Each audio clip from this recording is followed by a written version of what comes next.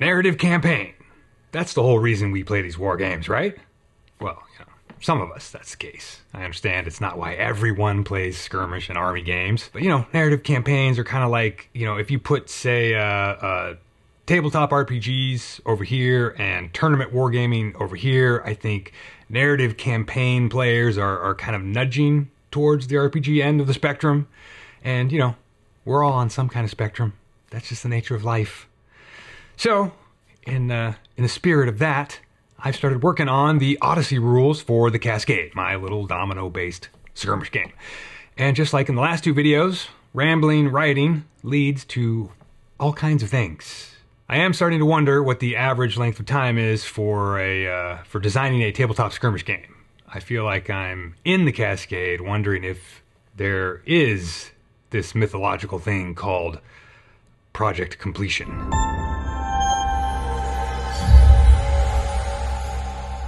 Greetings, good humans, and welcome to Tabletop Alchemy, where sometimes we fake it till we make it. I mean that we riff on a bunch of standard existing ideas and we call them our own. Don't tell anyone I said that. We also thank our patrons for supporting, well, I guess I was going to say supporting this blatant attempt at remixing, but I'm revising that on the fly to say thanks for supporting this writing journey for fun. Because really, honestly, this project is actually fun for me. It's, I don't know if it's any fun for anyone else, but it's fun for me so far. Anyway, just a warning here before we start, because I actually suddenly got a full week of day job stuff that's popped up next week. And so I'm basically breaking down what would normally have been one long, kind of extra long video today into two shorter videos so that I can guarantee I've got something for you guys next week. Thumbs up, I'm looking out for you. It's Tabletop Alchemy, where the alchemist looks out for his donut eaters. I should do a retake of that, but I riffed it and I don't know what to say because it's not on my teleprompter. It's just it's in my noggin. It's in my thought cage. Okay. So, moving on. Let's get into it. So, in the Cascade game, I'm calling the narrative campaign rules Odyssey Rules. I'm still not sure if that's going to stick, but I just really wanted, some kind of title or word that implies a one-way journey, as opposed to a series of expeditions in which characters are implied to always be returning to some sort of home or home base or whatever, something like that. Because in the Cascade, you're not really doing that. You're just trying to dig deeper and go further down into the Cascade in the hopes of reaching some mythological final location. Anyway, let's get into what I've done so far. Standard disclaimer, this is all first draft stuff, yada yada, right? So I wrote up this first page of the Odyssey section with just a breakdown for the reader of what an Odyssey is, or, really what a narrative campaign is in a skirmish game.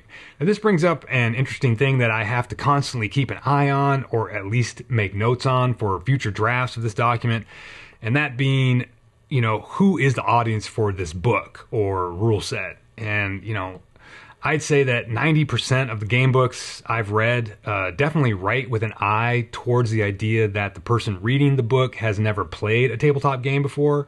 And while that's, kind of like a no-brainer, I suppose, I found that I have a tendency to sort of forget that, and I write stuff kind of, when I'm just writing off the cuff, I'm writing as if I'm talking to someone who already knows the fundamentals of, say, skirmish games, or other tabletop games.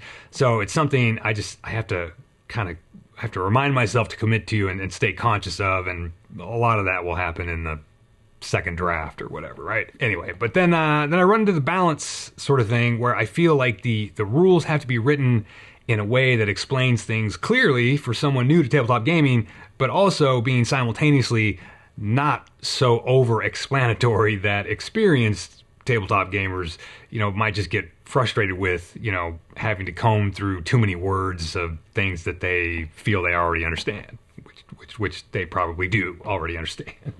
So there's kind of always this balance. Everything in this whole, it's kind of this is a unique experience for me. I've never tried to write a skirmish game or kind of any kind of game, really. So this notion of balance, it kind of permeates through all sorts of different facets of this whole process. Not just like in-game mechanics, but also just like, you know, like I'm talking about, like in the writing, anyway, we're going to see more of that stuff coming up. But, you know, every single thing in life is just more complicated than you'd really understand just by glancing at something on the surface. That's just a fact. Moving on. I wrote up a little description of how narrative campaigns differ from one-off games, etc. And then I just did a few sections here that sort of take that little breakdown and expand on it. Starting with the Odyssey objectives, which really means answering the question of why are these characters on an Odyssey, right? Or like, why are you even playing a narrative campaign? And since we know that the main objective is escaping the Cascade, we also kind of know, we being you and I, not anyone who's actually read like a finished version of this rule set, but you and I know that the main objective is also possibly infinitely far away, which, even delving a little further, I don't really want that to be the case. I don't really want it to be infinite or think that it's infinite in my own headcanon. There's definitely something to this lore, this legendary final sphere sort of thing. Basically, I just want there to be all kinds of things to do in the game world that can facilitate character progression based on how a player wants to play the game or do things. I just want there to be some player agency, and we're going to talk about that a little bit later in this video as well. So let me rephrase that and say that, you know, we want to facilitate character progression and finding loot. I talk like there's like a whole bunch of loot or something in the game, and I don't know, it's just always fun to find loot, right? You capture a little cache of things, and at the end you get to roll on and see like, what did I find? It's always fun. That's like one of the most fun parts of these games, right? I also comment a little bit on how narrative campaigning can create memories, and you know, just as it says on the tin, it can create stories. It can create narrative, because it's a narrative campaign. I'm actually thinking of putting in a blurb suggesting the notion of keeping like a Cascade journal or diary, even though diary isn't very skirmish gamey sounding, you know, maybe like a log, just something that lets players know that even if they aren't writers, they could just jot down some character details and cool moments or exploits their figures did on the table during scenarios that may, over time, become this cool little booklet that, you know, or document that when looked back upon may feel like a story about characters they created. You know, it's just another thing that's in my ever-growing to-do notes file. So next I laid out the order of operations for downtime, and no, I'm not a fan of the term downtime any more than you are. It's on the word search list of words to search and replace, hopefully, in the future. I think downtime it's either in, you know, a lot of TTRPG books or just talked about by TTRPG players, meaning the time between adventures where you can kind of take care of mundane tasks or, you know, level up, you know, from experience points or whatever. In D&D, it's often the I want to go shopping sort of moment. Anyway, we all here know what it means, basically the time in between game matches or scenarios.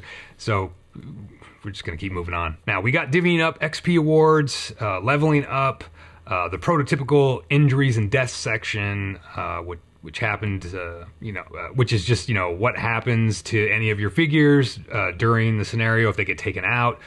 We've got looting the caches that you got off the board during a game. We have a transmigration step, which I'm not actually sure if it's going to stay in this order that I have here, but for now, this is where it is. You know, transmigration is when your file, your warband, could possibly decide to travel from the sphere that they're in to the next sphere, and you know, which would incorporate a whole new environment. And then we've got trading, which this is the section or one of the sections that kind of ballooned up more than that simple term might imply. Trading is the section where essentially commerce happens, but it's got to happen within the lore flavor of the game, right? And then the updating the file roster, which is basically, you know, character or warband sheet bookkeeping. And the final step is another big one, which is deciding what to do next, right? Okay, so the XP, that's pretty self-explanatory. You know, you add up all the XP you got and add it to the XP on your file sheet. Obviously, there will be scenario-specific XP rewards, but I do have the typical general XP rewards here, and this is all about trying to balance XP rewards so that hopefully, you know, one player won't vastly outclimb another player in levels, even if they like are winning every game. Again, here we're talking, this balance thing just occurs everywhere, right? These little amounts in the table here are still works in progress. I'm trying to work with this leveling system where I'd really like levels to be just very simple as far as telling what level you are. And, you know, what could be simpler than using, you know, a 100 experience point system, right? Every 100 points, you go up a level. Which would be really easy to tell what level you're at. If you're at, you know, if you've got 367 XP, then you know you're in the 300s, so you're level 3. But, you know, we'll see. So then within that sort of bracket, we have to figure out what an average game might produce XP-wise. And also how many games, again, on average, you might expect to play to go up a level. So I'm working with a vague idea of an average game generating between 20 and 30 experience points per player. Is this right? I'm not sure yet, because there's another factor that I have to consider, which is like how many games it should take to get across a sphere to a new one. If we go off this average of between 20 and 30 XP per scenario, then we're kind of looking at, I'm doing this quite a bit, we're kind of looking at, you know, roughly playing 4 scenarios to go up a level. Is that good? Is that correct? Is that what it should be? I don't know yet. Like I said, this balancing thing is very tricky, especially for someone, again, who hasn't made a game before. But there's one more factor I was thinking about in the general XP rewards, and that's how do I put this?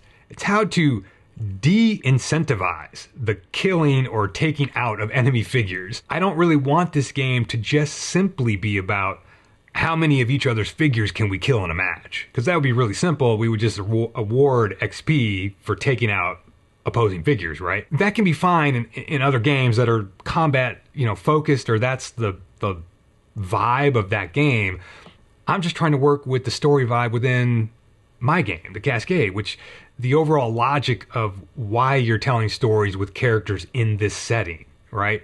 So in light of that fact, I thought it would be good to award just very tiny amounts of XP for figures that you lose from your file during the game. If a figure in your warband gets killed or taken out or dropped during a game, you get a point or 2 of XP. Vice versa, anytime I take out one of your guys, I'm essentially granting you a few points of XP. Because I think the real focus that I would like during each scenario is really all about looting the caches or whatever other points of interest are parts of scenarios or whatever.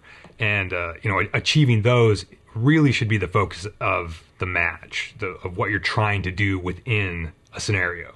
And you'll get XP for, you know, looting caches and anything else that, you know, a scenario might have as a particular XP point or whatever. Anyway, then we have the leveling bit here, and what happens when you reach each level. This again is pretty typical kind of stuff. You know, you get to level up every so many levels. You can choose to level up like a stat or whatever. I'm not sure if I like the idea of awarding items at certain level thresholds instead of like stat upgrades, but I'm not sure yet about how fast increasing base stats should go. Again, like in how many scenarios you need to play in order to upgrade a stat or whatever. I'm not really sure how to balance that quite yet. So again, this is all work in progress. And I figured there needs to be some natural caps to how high a stat can be raised through leveling. Again, this is typical in a lot of other games. And now designing my own, I kind of understand why that they're there. I'm also trying to keep in mind that there are items and spells and abilities that will always add bonuses on top of these base stat numbers. So, you know, again, whip. All right, injuries and death. This is a pretty standard skirmish game narrative campaign sort of section. So again, I'm just riffing on things I'm familiar with, and of course some basic rules for replacing members of a file with new figures or characters when you inevitably lose a figure or character to the strange and sometimes brutal nature of the Cascade. Then we have looting caches, again, one of the coolest parts of any game, right? Which is, you know, all drawing on random tables. And of course, there can be scenario-specific things going on here too, but it's pretty straightforward as far as procedure goes, this section here. And then the option to transmigrate if certain parameters have been met. Now, transmigrating, again, means traveling from one sphere to the next one. Or if you're going backwards, if you're trying to travel back up, you're trying to ascend, go back to where you came from for any reason, of which there might be some relative to the story and stuff. You might need to be, anyway, anytime you want to transmigrate, you got to have at least 10 elementium to power a transmigration gate. And that's the amount you would need to allow 5 standard-sized humanoids to cross safely through the portals that open between the 2 spheres. And you need to have discovered or located a transmigration gate anyway, like first. You have to know where the gate is to get there, right? And then you can like put your elementium in there and turn on the gate and walk through. So this is sort of controlled or managed by a resource that I'm just calling mileage at this point. I haven't typed that up in this section yet, but essentially each standard scenario played would give a file 100 miles in their mileage tracking spot that I haven't put it on the sheets yet or anything. This is to sort of manage, again, how many scenarios you should play on average to be able to cross a sphere in its entirety and get to the next one. That's just like at a minimum, as if you were just like, I just want to travel through this sphere as quickly as possible. Then you're going to have to play 9 to 10 scenarios and, you know, get through them in order to get to the next transmigration gate. And we're going to talk about other types of scenarios in next week's installment, and most of those do not award mileage, but they have other bonuses that are cool and fun, I hope. All right, so this is where I'm going to end this video, and we'll pick up the rest of these downtime or in-between scenario steps next week. Same Alchemist channel, same Alchemist time. See ya.